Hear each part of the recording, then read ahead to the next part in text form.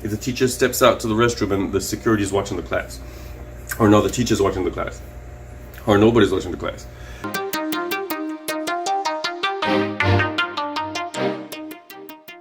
And welcome back to the Angry Teacher channel. I'm Richard Williams, the Angry Teacher. If it's your first time here, thanks for coming by. Peruse the playlist, check out all the videos, and like, subscribe, and become a part of the family. If you've been here before, you know I love you to death. Thanks for coming by.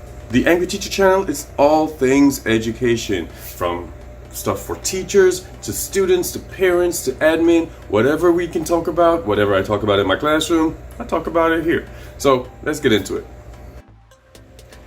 In any case, guess what happened last week, right? So my kids are making fun of me because I'm growing old, I guess. And my family's making fun of me because I was the last holdout for getting something that everybody else has. I am the only person left in my family, including my nieces and nephews, the young ones. Yeah, I'm the only one who didn't get one of these. And guess what happened this week? I had to get one of these. So I don't know if it's Corona, you know, the pandemic, teaching during a pandemic when everything is online. And then, you know, I got my store, I got my, all these things that I'm doing online. I'm texting and I'm, you know, on my phone, I'm doing all this different stuff. So I don't know if that has anything to do with it. The doctor didn't indicate that that was the primary reason that it happened.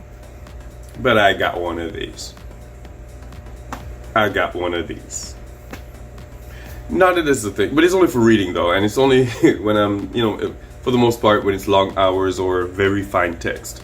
So I'm kind of, you know, vindicated that that's the reason. You know, I'm happy that it's not like I needed to see. But you know what's funny? When I put them on to read, I can't see anything else, so I got to take them off to see regular, and then put them on to read. What kind of mess is that? So when I'm usually watching TV or doing something while I'm editing the videos, or when I'm reading text, right? Reading stuff from the kids. I'm literally doing this on and off or over the thing. I'm feeling like an old man. Anyway, I just thought I'd share that with you guys. So I know I got to do this because these are some trying times for us all, and everyone's, you know, at the drop of a dime can go off, and you know, kind of we're unhinged, if you will, to some extent. So I was reading something, I don't remember what it was or how long ago it was, but I remember, you know, the person saying we need to change our teaching language. I'm like, okay. And you know, as a person, I teach AP Lang, so language is important. And I've always known it's not necessarily what you say, it's how you say it. And it's not necessarily if you say anything at all. You know, AP Lit. It's not necessarily if you say something at all, it's just the fact that you're not saying something, or the way your body is moving, and all that good stuff, right?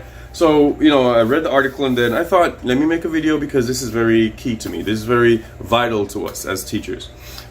So changing or teacher language, that's what we're going to talk about in this video. If that sounds like something you want to get into, let's continue. Number one, shape student identity. And it's asking a lot of teachers again to do something, and you know, especially it's not like elementary school where for the most part you have that child most of the day or all day. But you know, does our environment allow students to be themselves, to kind of encourage independence and personality to develop? Does our environment do that in the classroom? We build on the traits that they have. Do we, their likes, their dislikes, is that allowed in our space, in our classroom? Even though you want to make it comfortable for everyone, is there a little them in that room? Is it all you in that room? Does the space allow students to want to try or be a part of whatever's going on with the larger space in the room? You know, sometimes, you know, kids would sit by themselves and be reclusive, and you try to pull them out and they don't. But is there a space where they know that they can do it? They come, at some point they come out of that shell and they start interacting with everybody else. Is that space comfortable enough for them, the environment? So it's not just about what you say, it's not just about how you make them feel when you talk to them one-on-one. It's about the overall. When you're not interacting with them, do they still feel like they belong in that space? Boost academic safety. Can they mess up? Do they know that this is a space that you can mess up? Do they know that this is a space that I am there, but I know he or she's gonna make me try some more? It's not just enough to try, it's enough to do. When the teacher's not in the space, if the teacher steps out to the restroom and the security is watching the class, or no, the teacher's watching the class, or nobody's watching the class, if I step away, will the student still be working? Is there some safety there that I know that or confidence? I know I can work by myself. I know I can get it done. I know I need to get it done because it's for me and what I need to do. Everybody tries, no matter who you are. Everybody speaks. Everybody attempts the problems on the board. Everybody has an answer. Everybody has access to that answer. Is it a space to boost academic safety? So I feel that at the end of the year, end of the month, end of the semester, end of the day, I feel that I've accomplished something in that room because I've done what I could. I've been allowed to do what I could and should, and I want to try on my own once I leave that space. Once, and once again, it's not just what you say. A lot of teachers think that, oh, you don't say that to kids and you can't be sarcastic and you can't be this and you can't be that. But it's a lot of times what we don't say. There are a lot of times kids know that when I'm mad at them and I'm screaming my head off, which I don't, but when I'm screaming at them, right, they know that it's not serious. They know that I just didn't like what you did at the moment, but Pops loves you to death and this space is still my safe haven. It's just it's not just what you say, it's how they feel in that space. Do they feel that they can ask a question and come up and ask and they're going to get an answer? Can they ask a friend? Even if you're not going to answer again because you've answered 20,000 times the same thing. And I'm not encouraging that enabling anyway. If you've answered questions and you've gone over stuff and they're still not getting it, do they feel safe enough to turn to a friend or go to a friend or come to you after school or something else? Because I don't encourage this. You're not paying attention the first 4,000 times, and then the 4,001, you're expected to, okay, baby, here's what I said 4,000 times ago. No, we're not doing that anyway. But the point is, the space needs to be safe for academic endeavors. Give students agency. Number 3. Now, everything is not going to be done on their time, and it's not going to be done with they won't be able to work by themselves all the time, right? But we have deadlines, we have test dates, we have end of the grading period, so there are times that they're going to have to feel the crunch a little bit. They're going to have to work at a pace that is conducive to success at the end of a week, end of a day, because we don't have forever. We don't have infinity. We have to work within the confines that we're given. We have state tests and all this other stuff. So, but still, kids can get their agency. Now, one big thing I do is whenever we've read something and now we have to do the assignment, I give them choice of the questions.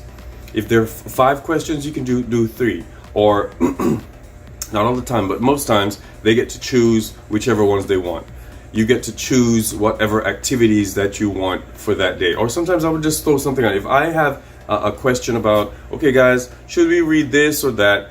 Guys, should we do blah or blah? I have them choose. So that gives them some form of ownership or agency in the whole space. I give them, you have autonomy to do. If you're in the space, you're going to do what you need to do or don't. Also, and don't believe that, you have to, away from the fact that, you should just come in all the time. You don't have to force the work down their throats and whatever, because lack of productivity is also agency. I've given you the choice. You do or you don't. But there are repercussions for both. If you do, and I see the effort, whether it's an F or not, I've seen you try. If you don't, that's also a choice that you've made. The repercussions are you get the grade that you deserve. So let the space be, let the language know that, guys, I am not going to force you, especially this year. I'm not going to force you. We're all tired. We're all burnt out. We're all frustrated. But we've also got timelines to work with. We've also got things we have to do. But chances are you got to do it too. So our language says a lot. Or teaching language, not just, that moment where, you respect all kids and you love all your students and you pull them out and you talk to them or whatever, but also in the space, are you doing enough to help them? Are they learning in the space?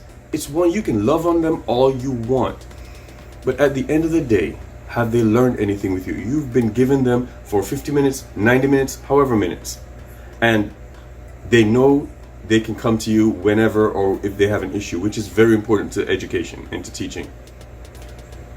But you also have to teach them biology. You also have to teach them cosmetology. You also have to teach them government. Whatever subject area they're allotted to you for that space and that time, that needs to be addressed as well. It's learning, social emotional learning. It's also their academics. It is a classroom, so at some point that has to come to the forefront. So those are all my thoughts on the one of the articles that I've read about academic language, the space, the environment, the body language, and what you say and how you say it, and the fact that they're allowed agency and autonomy to do. All right, so go out there, make it great, make it a great day, guys. Have fun today, but be safe. Yeah, this happened. Wow. All right, guys. Go be great. Love y'all.